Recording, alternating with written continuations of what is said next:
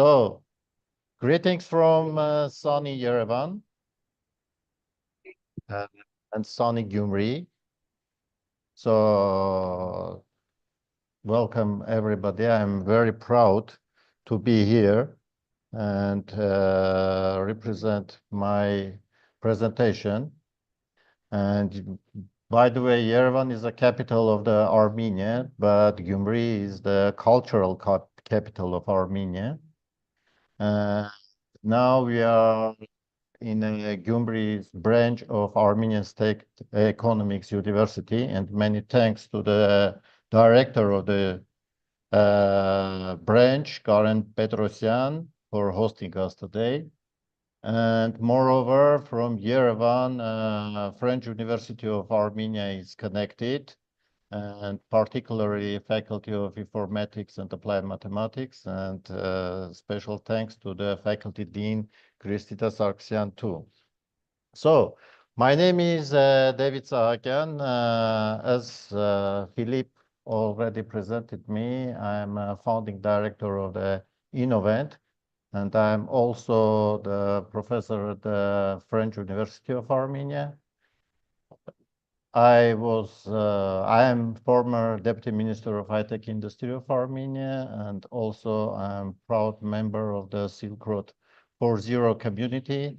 And with this community, we are doing two big global projects, Global Startup Factory and Global IT Technology Innovation Hub projects.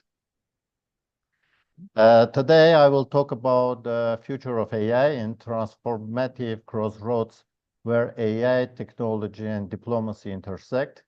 I will bring also some estimations and predictions related to the investment in AI and implementation of AI in different fields of economy.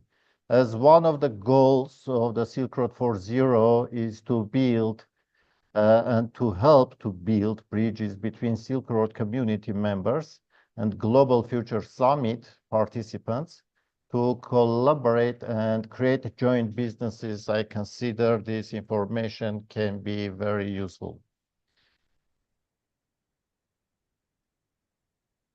So let's talk about AI's evolution.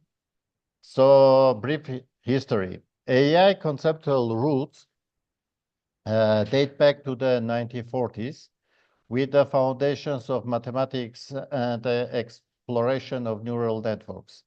It's worth to mention that in 1961, the first industrial robot, Unimate, and in 1965, the first chatbot, Elisa, were developed.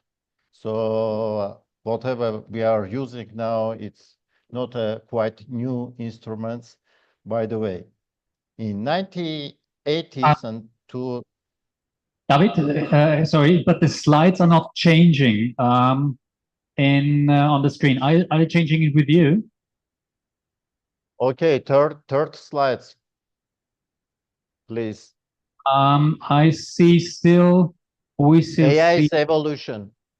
No, we still see the front page, AI and the future of relevance, tech and diplomacy in a rapidly evolving world. Please give Gyumri Armenia to the host to share the screen. Yeah, you are actually able to share the screen. We see that you are sharing the screen. Just a minute. Yeah. Slide share also. Slide share. So that's one of the interesting experiences that we see here, that actually there are two issues, it seems. One is screen sharing. That was interestingly because yesterday, exactly 24 hours ago, there was not a single issue with the trial run.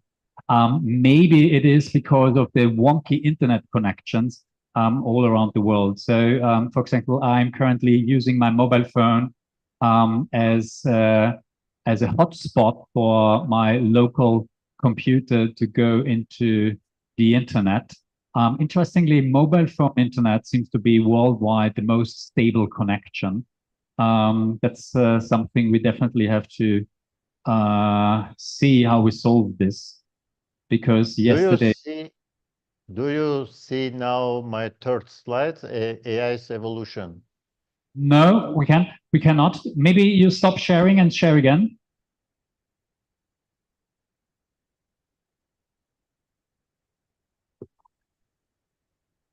Yeah. I mean, another thing I can do is, let me see. Do you see now? Yes, now AI's evolution from theory to tangible impact. Yeah. Can you move back one slide and forward one? Yeah, now it's working. Perfect. Yes. Now it's working. Great. So move forward. So in 1980s to 1990s, AI made its first skepticism, and research funding was cut due to unmet expectations. But after that, at the beginning of 1990s, we have machine learning renaissance. Now we use AI in everyday life, in every business. So day-to-day new technology for human AI collaboration, autonomous agents, and other applications and implementations are being developed, including by integration of quantum technology. By the way, quantum technology is a future development in order to, let's say, solve the computer power issues. So then let's analyze and understand what is going on with the investment in AI. By the way, investment in AI is very correlated with the AI's evolution. And we can see that, again, in 1990s, from 1980s to 1990s, we had two waves of cutting investment on AI based on the, as I said, based on the skepticism and unmet expectations that people have related to the AIs. Overall, AI funding trends are, as I said, correlated with the AI's evolution, and in the future, these investments are expected to emphasize long-term AI applications in energy, health, and climate solutions. Probably you know that the future demand of the energy will grow for 5 times. And now AI, and as I said, also quantum technologies are the main instruments that are considered to research this problem and find corresponding solutions. So AI in diplomacy, how AI can affect or be implemented in a diplomacy. AI is becoming strategic asset for the countries. And you can see that mainly US, China, and EU are the main players in this market because the huge outcome belongs to them. Almost the 80% or 90% of the AI outcome belongs to them. And by the way, by 2030, global government investment is expected to exceed $150 billion. It's a big amount. It means that governments of the many countries, they value the importance of AI, and they are doing corresponding investment in AI sector. So these are the key areas which impacts on global tech diplomacy: cybersecurity, data sovereignty, ethics and regulation, and economic influence. And we can say that, for instance, cybersecurity is the prime example. As AI advances, it's reshaping cybersecurity protocols, but also heightening the risks of warfare. Similarly, data sovereignty and AI ethics are becoming central to diplomatic conversation between different countries. And as mentioned above, countries based on their excellence in these areas, they form their own position in the political and economic landscape globally. The economic transformation of AI. So we see that on the economic front, AI is projected to add 15 trillion to the global economy by 2030.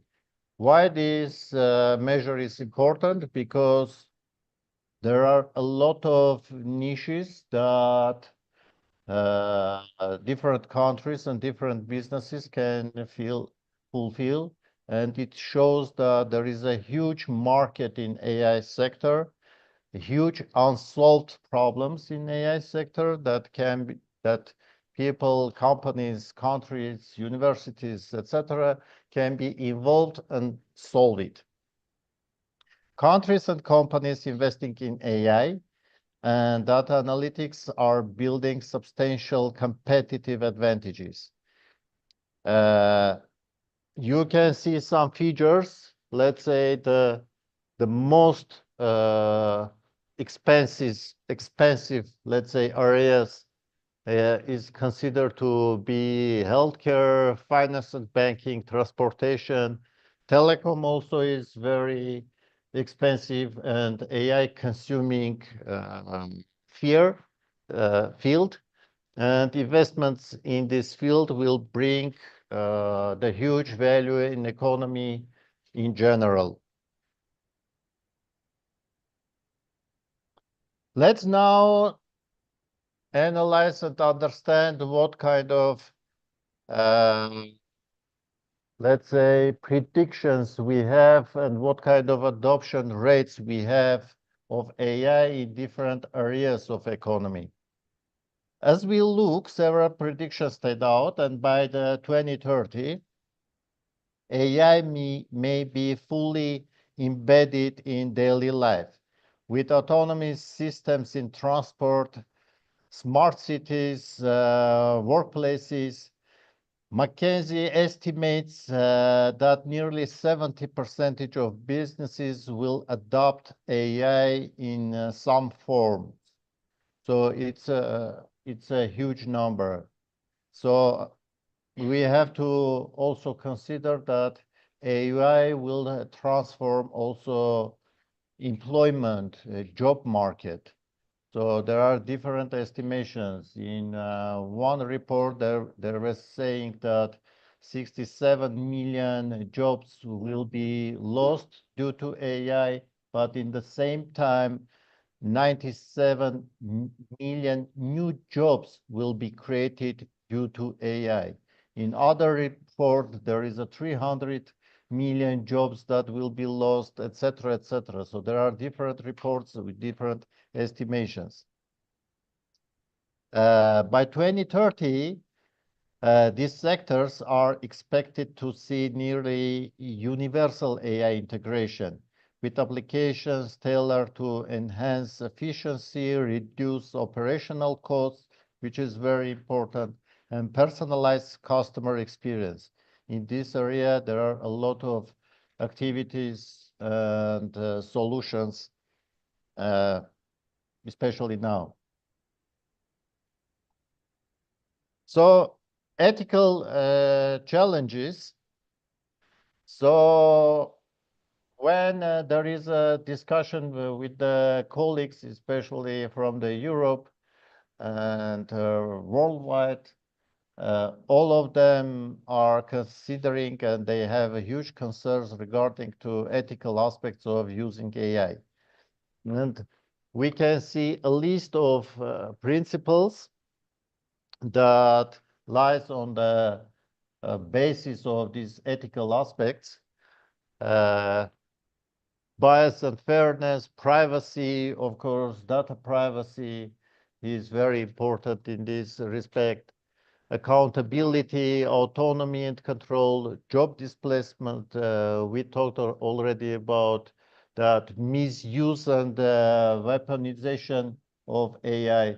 So these are the main areas that regulation in sphere of AI is considered to be implemented. Regarding to the diplomacy in the digital age, so we understood that AI is a global asset, which means international cooperation is essential to maximize its benefits and mitigate its risks. So it means that countries should collaborate, and not only countries, but business entities, universities, AI creators and AI users should collaborate. And there are several initiatives that you can see on a slide. So first of all, first of them is Global Partnership on AI, which is established under the leadership of OSDC. Another one is US-EU Trade and Technology Council. And there is a United Nations ITU AI for Good initiative platform, which again gathers different countries and interested agencies to collaborate. UK AI Safety Summit, and the last one that I would like to mention is UNIDO launched the Global Alliance on Artificial Intelligence for Industry and Manufacturing, AIM Global. By the way, Innovent is part of this community.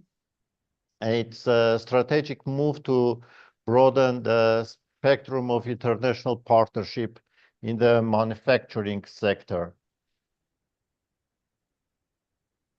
So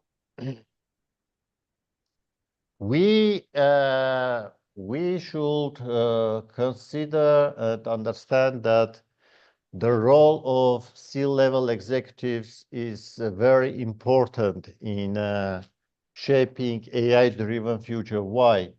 Because they are the main decision makers. They have to make decisions regarding to the implementation of AI in their processes, in their businesses, in their infrastructures. Also, they have to understand that trainings and learning process of their employees of how to use AI is very important. By the way, it's a very interesting approach. In some cases, people are trying to use ChatGPT as a main instrument for working instead of them. They are not trying to use ChatGPT as a kind of assistant. It's very important to organize such trainings for this kind of employees. So as AI progresses, maintaining relevance will require adaptability, ethics, and collaboration. Countries, companies, and individuals who are willing to embrace these tenets will help define future where technology and humanity can coexist beneficially. Thank you, and I'm open for questions.